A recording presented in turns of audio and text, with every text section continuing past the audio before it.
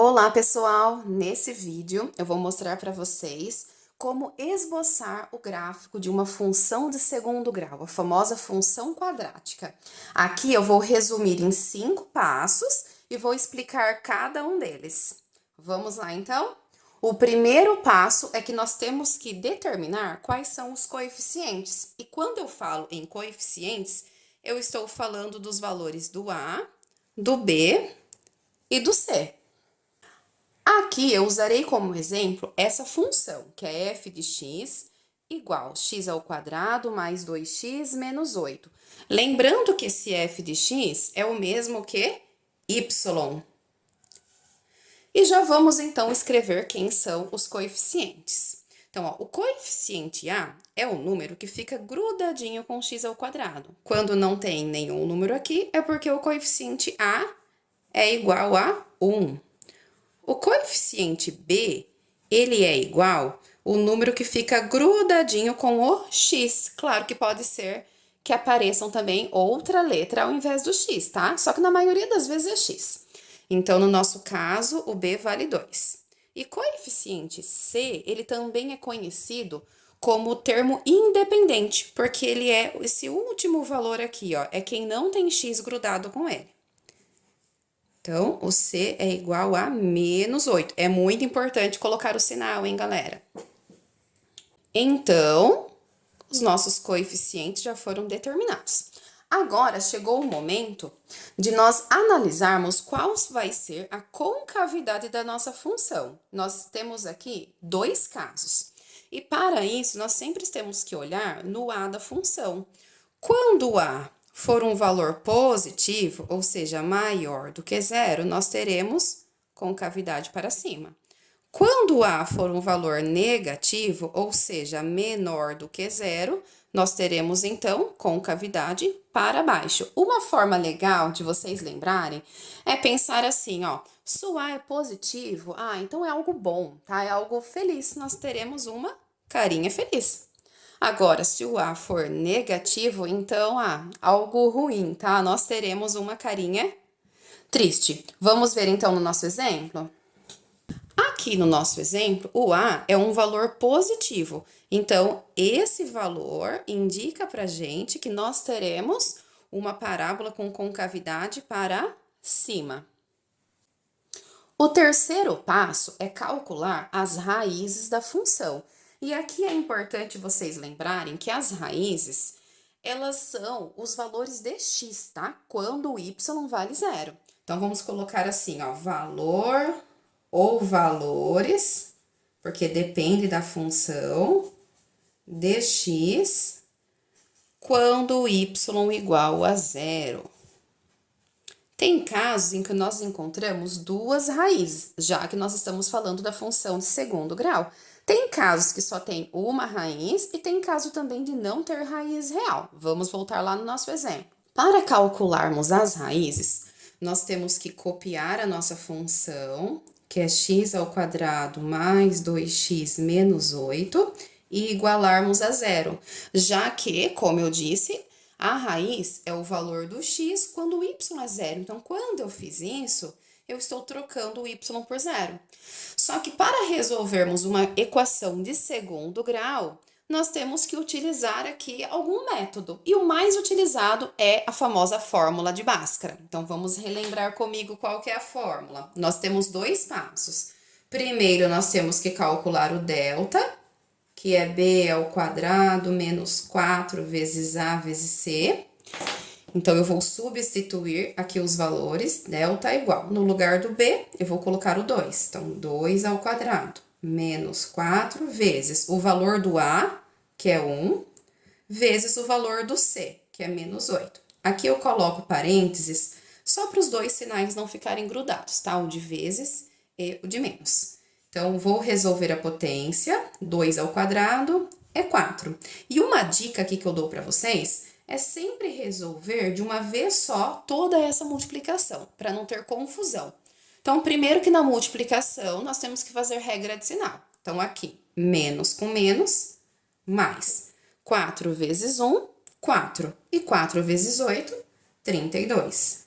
Logo, o nosso delta vale 36. Agora, nós vamos para a segunda parte da fórmula.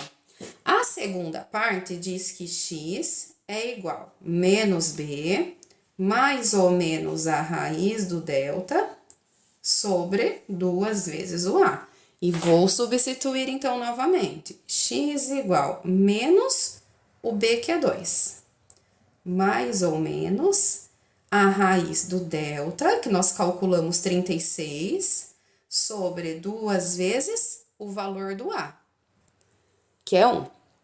Então, x igual, copio menos 2, copio mais e o menos.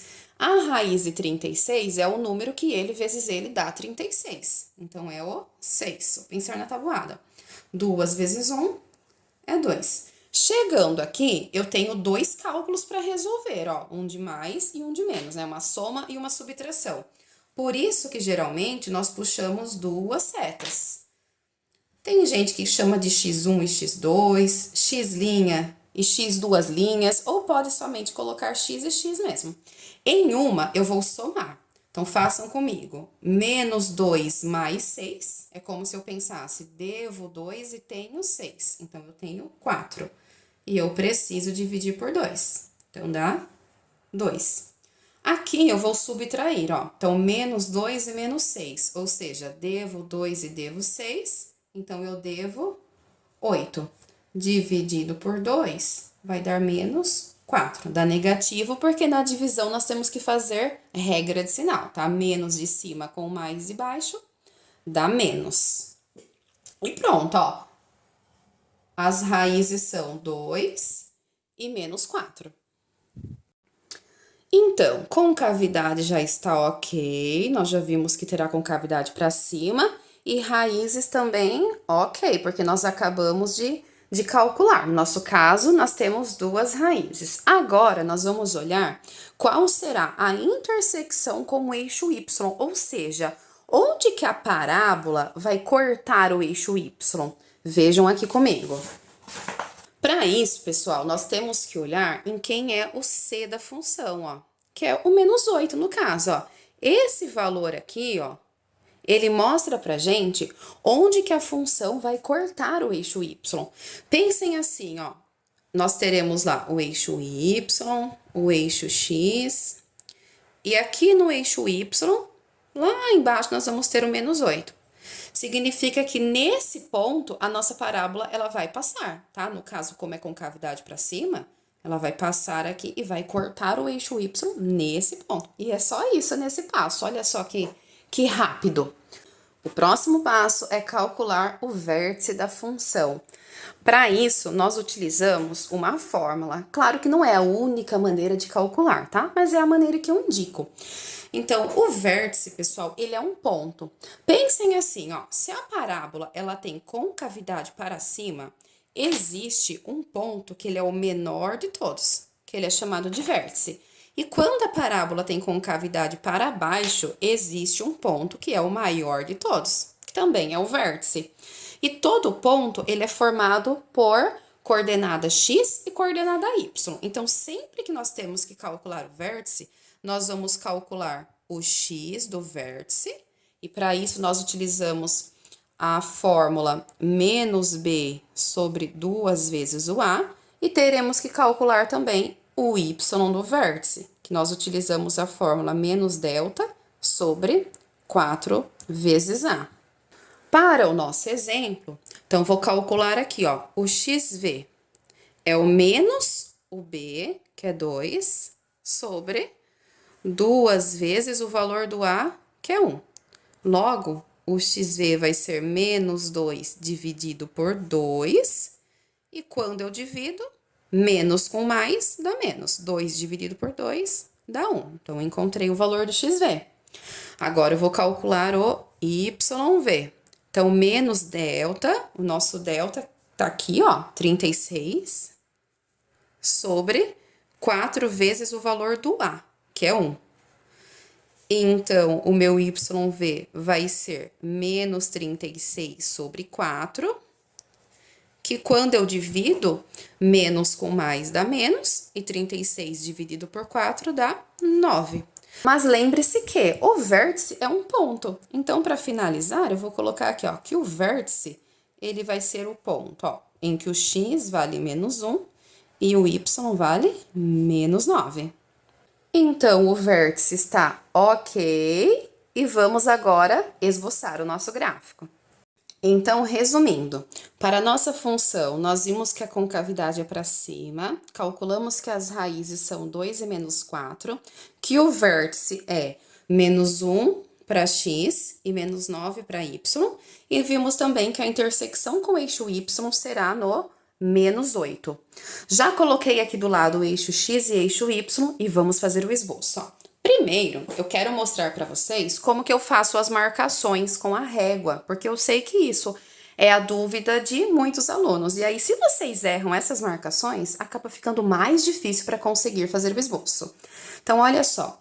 No eixo Y, eu já vi aqui que eu vou precisar do menos 9, do menos 8 e não vou precisar de nenhum valor positivo. Por isso que eu já fiz bem grandão essa parte aqui, ó, que é a parte negativa do Y.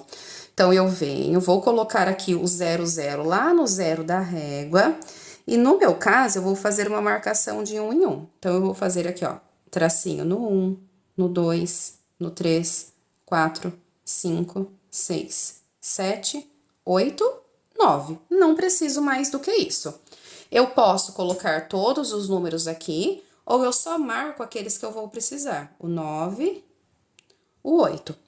Lá em cima, se eu quiser também fazer um tracinho lá no número 1, ó, reparem que eu tô contando aqui, ó, uma unidade, tá? Eu não posso contar um espaço pequenininho, depois um espaço grande, por isso que é importante o uso da régua.